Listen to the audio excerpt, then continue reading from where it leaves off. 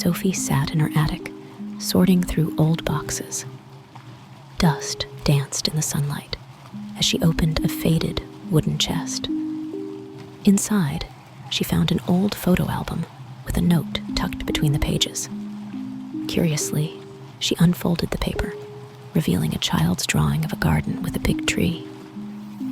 As she stared at the drawing, a long-forgotten memory began to surface.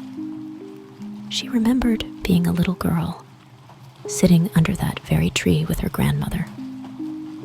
Her grandmother had a soft, melodic voice and always shared stories filled with wisdom and love.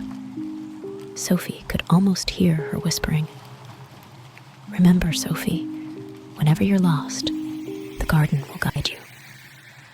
A tear slipped down her cheek as she realized she had forgotten about the garden. Life had become so busy and complicated, and she had lost touch with that simple, peaceful place. The memory filled her with a sense of urgency. Sophie grabbed her keys and drove to her childhood home, now abandoned but still standing. When she arrived, the garden was overgrown, but the big tree still stood tall and strong.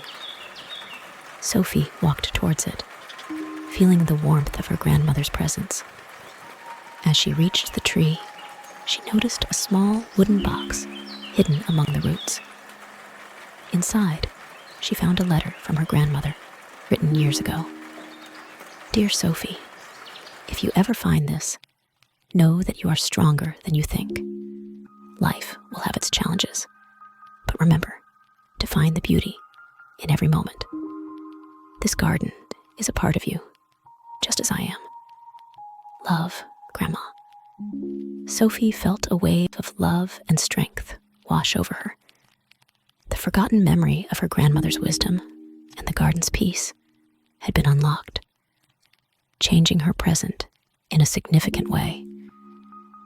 She knew now that she needed to slow down, appreciate the simple joys, and remember the love that had always surrounded her. She decided to restore the garden, not just for herself, but for her future family. As she worked, she felt a renewed sense of purpose and connection. Sophie knew that whenever she felt lost, the memory of her grandmother and the garden would always guide her home.